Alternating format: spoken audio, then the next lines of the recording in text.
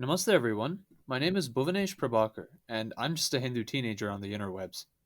Namaste, my name is Arushi Ramaka, another Hindu teenager on the interwebs. We are happy to welcome you to Season 2 of our Stars, Stripes, and Sanatanis podcast. Though we've been on a break for a while, we really hope that you're still with us and that you're ready for all the insights and experiences that we've yet to share with you and hopefully you relate to as well. Today we are finally ready to digress into our next topic of discussion Hindu representation in the world of television. Woohoo! Specifically, we'll be delving into our thoughts about the first season of the Netflix show Never Have I Ever, which debuted in April of 2020 and is gearing up for its third season. Note that this podcast script is taken from an essay that myself and another interwebbed teenager named Anurag Pandi wrote last year. So if you want the transcript for this podcast episode, head on over to the blog section of hindustudentscouncil.org. Since so many Hindus live in North America and make important contributions to the American quality of life, many Hindu Americans have pointed out their need for a proper depiction of their collective culture in the Western Hemisphere that isn't mired with neocolonialism and stereotypes. We believe that this need is very prevalent in the media. Therefore, when Never Have I Ever came out, it piqued our interest, as it had the potential to be a step closer to the adequate representation Hindu Americans are aiming for. However, we were disappointed to find that this was primarily not the case. Never Have I Ever is a Canadian Netflix coming of age show produced and partially written by television veteran Mindy Kaling. Its characters, plots, and overall message cause it to fall incredibly short of what it could be, according to what we think. While it is positive for Hindu Americans to be shown on screen, the show does not depict our group, as well as it could have. It is important that its inaccuracies are highlighted to ensure that these representational mistakes are not repeated in the future. The show's protagonist, 15-year-old Devi Vishwakumar, just wants to be a normal teenager. Whether that means going to parties or getting drunk with boys, she crosses the line from ambivalence towards a religion to westernized denial of religiosity that is not representative of mainstream society. As a result, she is not, in any way, an accurate representation of what the standard Hindu American teenager is like. She is, in every way, a Western caricature of a teenage Hindu girl, and any positive aspects of Hindu culture that can be gleaned from the show are completely removed from her character. From the very beginning, the show disrespects Hindu worship and attempts to appeal to a Western audience. Devi's attitude towards prayer is best described as nonchalant. She also throws one of her textbooks out of the window. Books and knowledge are highly respected in Hinduism, right? You have where we believe that in Saraswati that we don't touch a book with our foot, not just because we believe it's an embodiment of God and that knowledge is something should be prized because it's something that's highly important in the world.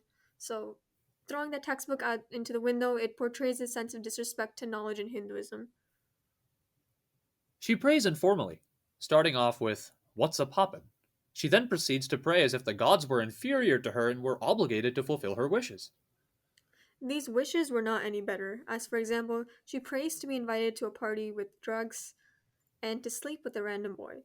All of this, which happened in the opening scene and sets the tone for the show, completely diminishes Hindu worship as the prayer conveys such a lack of respect and also normalizing that girls girls kind of play to the toxic stereotypes that media kind of throws at them that in the end is going to negatively affect their mental health and perception of self.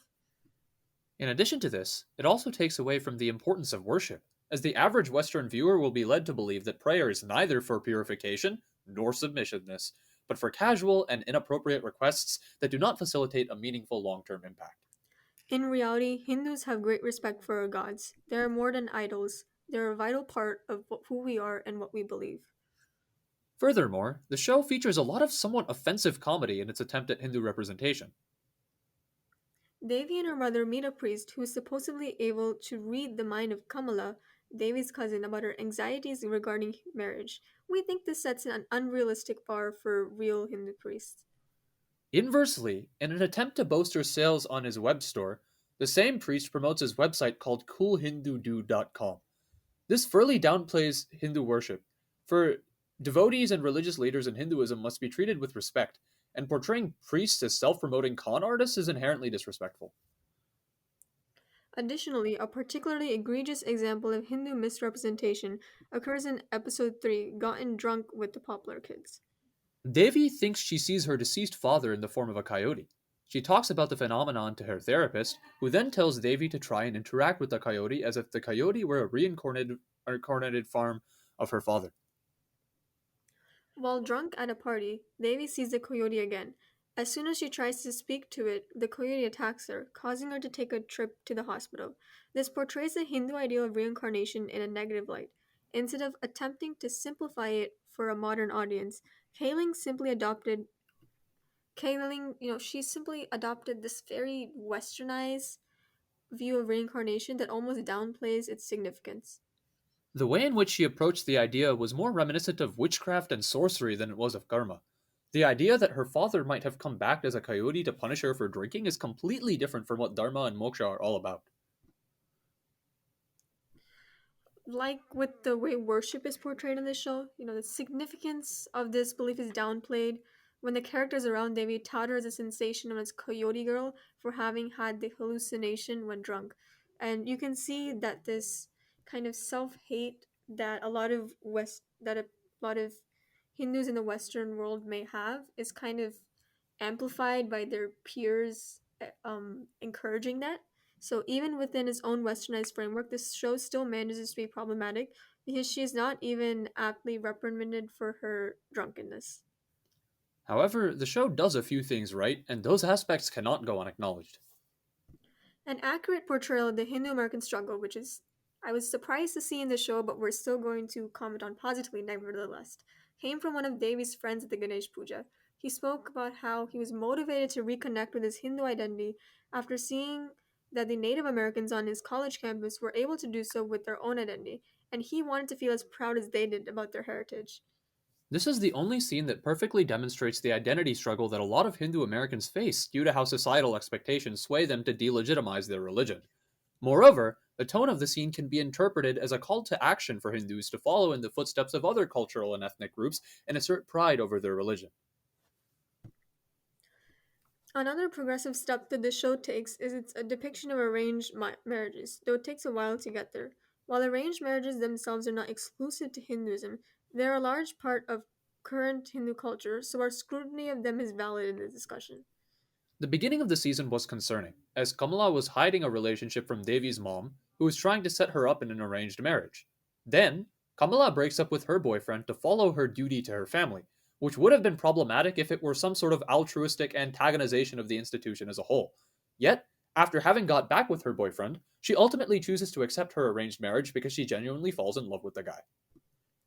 This validates the home life of so many Hindu American children and teenagers because it did not take the traditional route of demonizing an institution for the sake of it. To put it bluntly, we do not want to be told that our parents do not love each other merely because of the circumstances of the institution they are married within, and the show has a decency to provide an authentic representation of the institution. Even disregarding any single aspect of its Hindu representation, the biggest problem that we have with this show is that it simply is not sufficiently entertaining. And considering that this is a big break for Hindu depiction in Western media, that matters. So, representation means very little without some sort of entertainment value attached to it. If, the show were either a drama or a comedy, it would probably be offensive. So, it's understandable that Kayling's team did not take that route. Moreover, this is her show and she can fulfill her wishes however she pleases, even if we've seen the same teenage romance story a million times before. However, since the show was positioning itself, as this sort of big break for Hindu representation, it needs to derive more of its entertainment value from informative exchanges about Hinduism. The show didn't really use its characters and their unique identifiers, Hindu, Indian, etc., in a creative or groundbreaking way. We think that it's wrong to settle for a show that's only claim to fame is that it isn't overtly offensive with its depiction of Hinduism. There is something to be said that discussions about the show hardly ever go beyond its attempt at representation. We need better, more entertaining representation. This isn't it. In fact, we're going to prove it to you. For the next few podcasts, we will be discussing how we would create a show about Hindu teenagehood incorporated with that, different solutions to issues Hindu teens in high school might face. Talking about flaws in representation is great, but we'd like to step up to the hypothetical wicket and demonstrate that there are better ways to put us on screen. Thank you so much for listening, everyone, and please look forward to future episodes that we are so excited to share with you. Namaste. Namaste.